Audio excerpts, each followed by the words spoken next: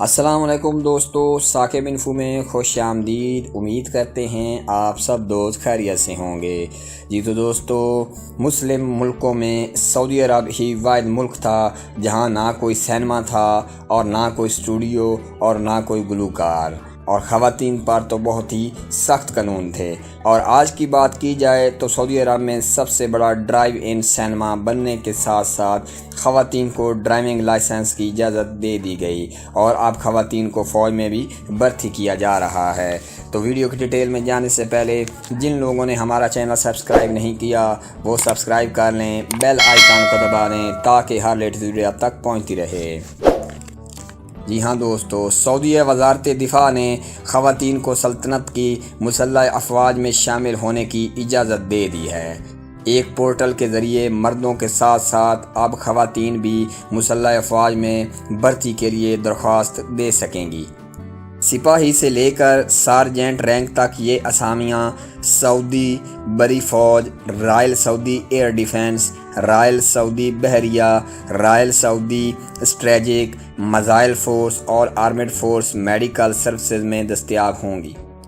تمام درخواست دہندگان کو لازمی شرائط کے مطابق ایڈمیشن ٹیسٹ پاس کرنا ہوگا۔ ان کا ریکارڈ شفاف ہونا چاہیے اور سروسز کے لیے ان کا میڈیکل طور پر فٹ ہونا ضروری ہے۔ لیکن خواتین درخواست دہندگان کے لیے کچھ اضافی شرائط بھی ہیں۔ ان شرائط کے تحت سعودی خواتین درخواست دہندگان کی عمر 21 سے لے کر 40 سال کے درمیان ہونی چاہیے۔ ان کا قد 155 سینٹی میٹر یا اس سے زیادہ ہو اور وہ سرکاری ملازمت نہ کرتی ہوں۔ خواتین درخواست دہندگان کے لیے قومی شناختی کارڈ کا بھی ضروری ہے، اور ان کے لیے کم از کم ہائی اسکول تک تعلیمی قابلیت لازمی ہے۔ غیر سعودی شہریوں سے شادی کرنے والی خواتین درخواست دینے کے اہل نہیں ہوں گی۔ پہلی بار مرد درخواست دہندگان کے لیے بھی عمر کی حد 17 سے 40 کے درمیان مقرر کی گئی ہے، جبکہ ان کی کم از کم قد کی حد 160 سینٹی میٹر ہے۔ سعودی وزارت کی جانب سے مشترکہ بھرتی کے لیے پیش کی گئی شرائط پر ملا جلا رد عمل سامنے آیا ہے۔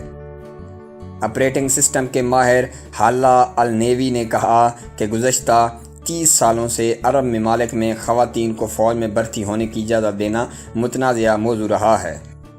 انہوں نے کہا کہ اب سعودی شاہ سلمان کے وژن کے مطابق تمام سرکاری شعبوں کی طرح فوج میں بھی خواتین کو شامل کیا جا رہا ہے۔ میری ذاتی رائے کے مطابق خواتین کا فوج میں شامل ہونا بہت ضروری ہے۔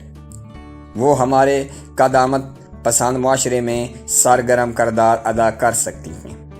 تو یہ تھی ہماری آج کی ویڈیو، امید کرتے ہیں پسند آئی ہوگی۔ اگلی ویڈیو تک اللہ حافظ۔